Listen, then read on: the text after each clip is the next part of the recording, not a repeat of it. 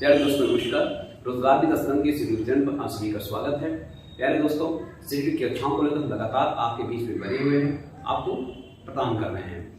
दोस्तों, सीटेट एक महत्वपूर्ण परीक्षा है ताकि इसको क्वालिफाई करने के बाद हम आने वाली वैकेंसीज में पार्टिसिपेट कर सकें।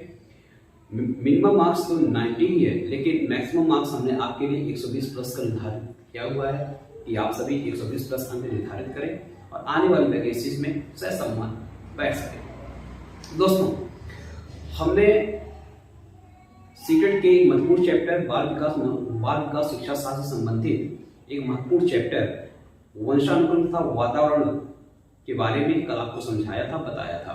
दोस्तों, आज आपके बीच में आपके लिए ढेर सारी बातें हम लेकर आए हुए हैं, ढेर सारे टॉपिक से हम चर्चा करेंगे और आप अंत तक वीडियो को जरूर देखें, आपको बहुत सारे लाभ होने वाले हैं।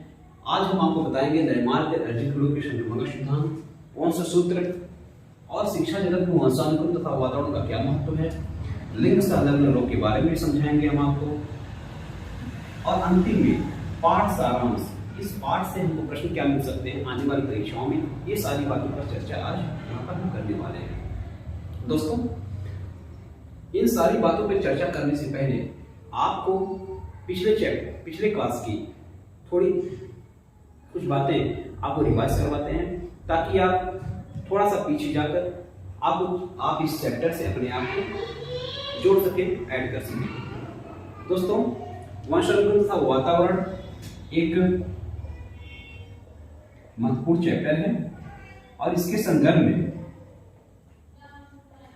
सबसे पहले वंशानुक्रम के संदर्भ में सबसे पहले ग्रीक देश के दार्शनिक अरस्तु और पाइथागोरस ने बताया था। अरस्तु और पाइथागोरस ने उनकी भूमिका और समानताओं के संदर्भ में सबसे पहले समझाया था। इसके बाद ग्रेगर जॉन मेंडल इसके महत्वपूर्ण मनोवैज्ञानिक हैं, आप कह सकते हैं, क्योंकि हम लोग मनोविज्ञान पढ़ रहे हैं। ग्रेगर जॉन मेंडल दरअसल ये पेशे से पादरी थे। कहाँ पे थे? यूरोप महाद्वीप का एक देश है ऑस्ट्रिया के ब्रून नामक शहर में ग्रेगर जॉन मेंडल एक पादरी हुआ करते थे और इन्होंने सबसे पहले जन्म सिद्धांत के संदर्भ में अपना विचार दिया और इन्होंने उद्यान मटर पर अपना रिसर्च किया था। उद्यान मटर पर अपना रिसर्च किया और इस रिसर्च के बाद 1866 में अपनी पुस्तक में इसको प्रकाशित किया, जो कि ब्रून शहर से प्रकाशित हुई थी। लेकिन उस समय इनके विचारों को किसी ने कोई मान्यता नहीं दी, इनके विचारों को कोई मानने को तैयार नहीं हुआ। यह किताब दब गई और किताब को अध्ययन करने का किसी ने बेड़ा नहीं उठाया, या यूं कहें कि समझने का प्रयास नहीं किया। बाद में 34 वर्षों के बाद 1900 ईस्वी में लगभग हॉलैंड व जर्मनी के मनोवैज्ञानिकों ने इस पर रिसर्च किया, इसका अध्ययन किया और ग्रेगर जॉन मेंडल को आनुवंशिक सिद्धांत का प्रथम जनक बताया। और तब से लेकर हम आज तक ग्रेगर जॉन मेंडल को आनुवंशिक सिद्धांत का जन्मदाता मानते हैं, वंशानुक्रम का जन्मदाता मानते हैं। दोस्तों, इसके बाद हमने पढ़ा था पर्यावरण क्या होता है। तो बताया गया था कि पर्यावरण परिधन आवरण दो शब्दों से मिलकर बना हुआ है। परि का अर्थ है चारों ओर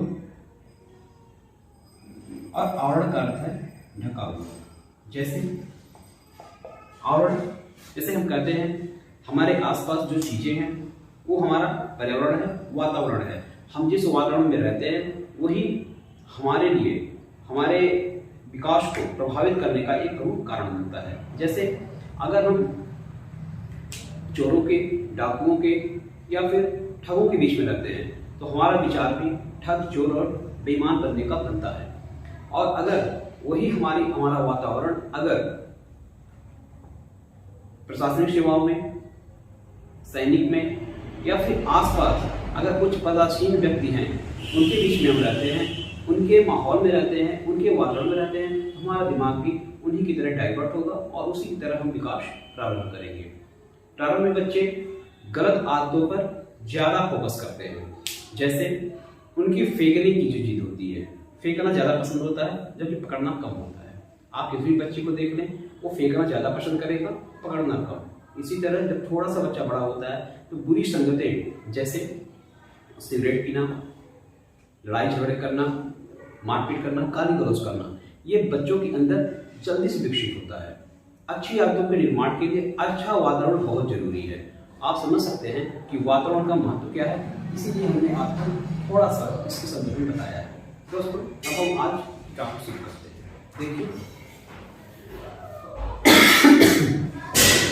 आज हम सबसे पहले चर्चा करेंगे विकासवादी सिद्धांत के जनक या विकासवादी सिद्धांत के समर्थक लैमार्क को माना जाता है, और लैमार्क ने अर्जित गुणों के संक्रमण का सिद्धांत दिया था।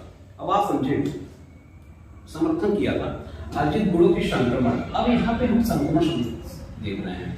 कहीं भी कोई भी सिद्धांत हो, उसके शब्दों को पकड़ने का प्रयास करना चाहिए। दोस्तों, कोई भी सिद्धांत अगर कहीं भी दे दिया जा रहा हो, कोई भी शब्द कहा जा रहा हो, तो आप पहले वहां के शब्दों को पकड़िए कि शब्द क्या कह रहे हैं।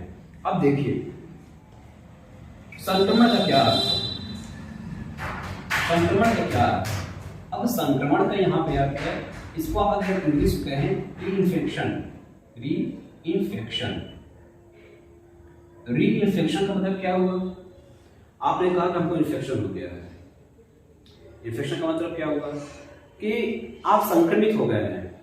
जैसे संक्रमण के बहुत सारे रोग हैं।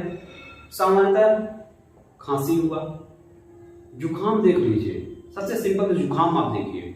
जुकाम अगर आसपास आपके किसी व्यक्ति को है तो निश्चित रूप से अगर आप उसके संपर्क में हैं तो आप भी संक्रमित हो जाएंगे। यानी संक्रमण एक तरह का रोग है और यह रोग के लिए ही प्रयोग किया जाता है। हालांकि मनोविज्ञान में संक्रमण शब्द का प्रयोग परिवर्तन के लिए हुआ है। अब आप समझेंगे परिवर्तन कैसे हम कह रहे हैं कि परिवर्तन के लिए हुआ है, तो पूरी बात को समझिएगा कि हमने यहाँ परिवर्तन शब्द का उपयोग क्यों किया है। अब आप एक बात और समझिए कि संक्रमण में हमने कहा परिवर्तन होता है, परिवर्तन है, तो परिवर्तन कैसे है? जैसे आपकी तबीयत अभी बिल्कुल ठीक है, आप अपने आप को बिल्कुल स्वस्थ महसूस कर रहे हैं, 2 घंटे बाद आप किसी खांसी वाले व जुकाम वाले व्यक्ति के संपर्क में रह लें, 2 दिन रहने, नहीं 2 घंटे, 2 दिन रहने, निश्चित रूप से आप में परिवर्तन हो जाएगा। सर्दी और जुकाम आपको अपनी आगोश में जरूर ले लेंगे। तो इसी तरह और परिवर्तन आपके आज की तबीयत से 2 दिन की बाद की तबीयत में परिवर्तन हुआ, तो यही आपका संक्रमण है और आमतौर पर यह सबके साथ होता है।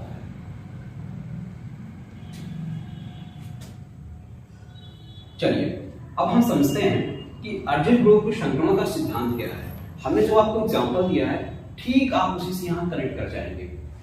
अर्जित गुणों के संक्रमण के सिद्धांत में लैमार्क ने क्या कहा कि मनुष्य, ध्यान से सुनेंगे, लैमार्क ने कहा था अगर आप कहीं से दिक्कत होती है, अगर हमारी रोटेशन थोड़ी सी फास्ट है, तो आप वीडियो के अंदर इस शब्द को जो हम वाक्य बोलने जा रहे हैं इसको 2 बार आप सुनेंगे, आराम से सुनिएगा।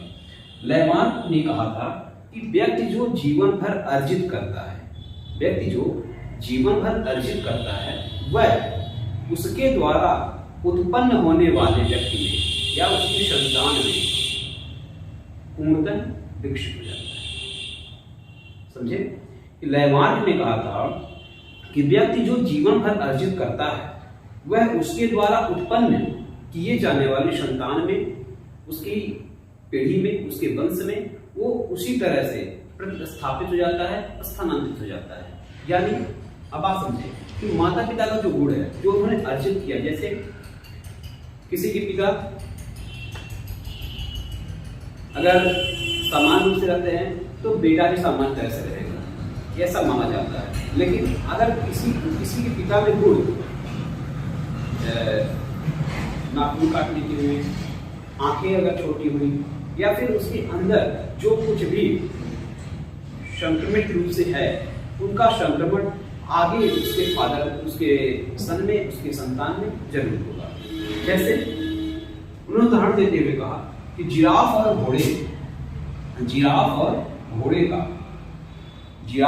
घोड़े की गर्दन समान थी। जिराफ और घोड़े की गर्दन पहले क्या थी? समान थी, लेकिन बाद में विभिन्न परिस्थितियों में किसी कारणवश जिराफ की जो गर्दन है लंबी हो गई और उसके आने वाली पीढ़ियों में वही स्थानांतरित होती हुए चली गई और आज जिराफ की गर्दन घोड़े से लंबी होती है। आशा है कि आपको लंबी होती है। आशा है आपको यह पूरी बात समझ में आई। चलो आगे देखते हैं दोस्तों। लयमान के बाद अब हम चर्चा करेंगे वंशसूत्र की। वंशसूत्र क्या होता है? देखिए, मानव जाति में कुल 46 गुण पाए जाते हैं। गुणसूत्र पाए जाते हैं, यानी कि 23 हो। अब ये क्या है पूरी बात को समझाएंगे।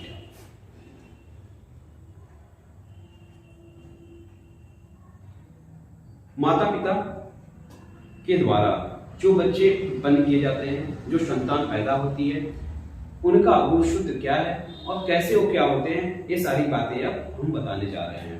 गुणसूत्र एक्स और वाई। एक्स जो गुणसूत्र है, एक्स गुणसूत्र लंबा व छड़ीनुमा होता है। एक्स गुणसूत्र लंबा व छड़ीनुमा होता है, जबकि वाई गुणसूत्र एक्स लंबा व छड़ीनुमा होते हैं और जबकि वाई गोल व छोटे होते हैं। गोल व छोटे होते हैं। इसके बाद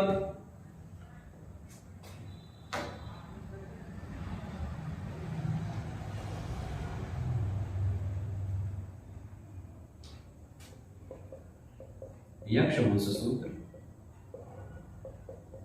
लंबे व छड़ीनुमा होते हैं और जबकि वाई वंशसूत्र गोल एवं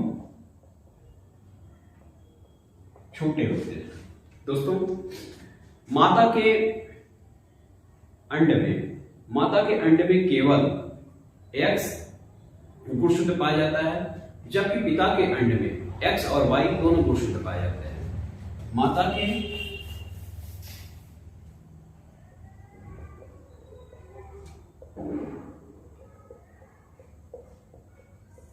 एक्स गुणसूत्र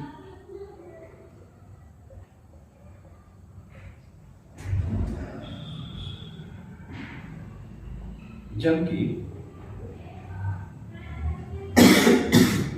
पिता के अंड में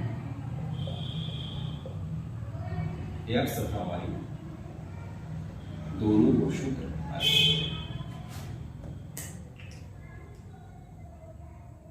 दोस्तों, निषेचित क्रिया में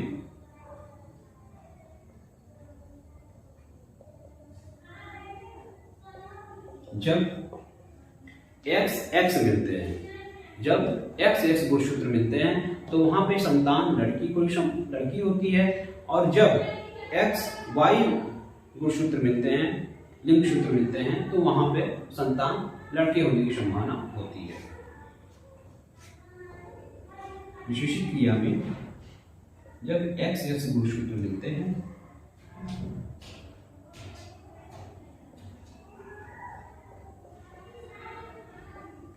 तो संतान के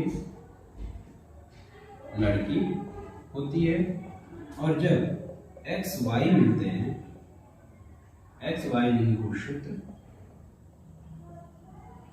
तो संतान लड़का होता है। इसे नोट करें।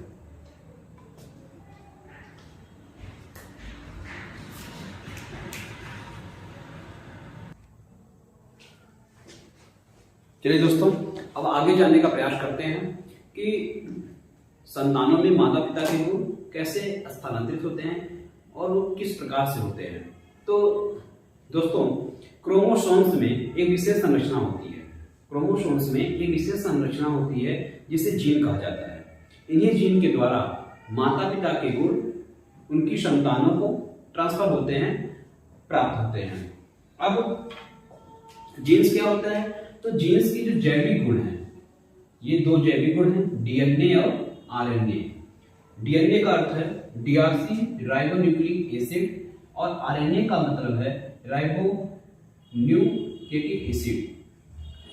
दोस्तों, इनके माध्यम से माता पिता के गुण उनकी संतानों को ट्रांसफर होते हैं, प्राप्त होते हैं। इसके बाद हम अगला आज का टॉपिक देखते हैं।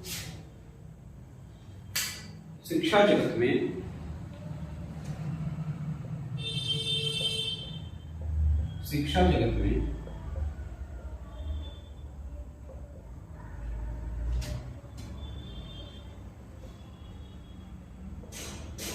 वातावरण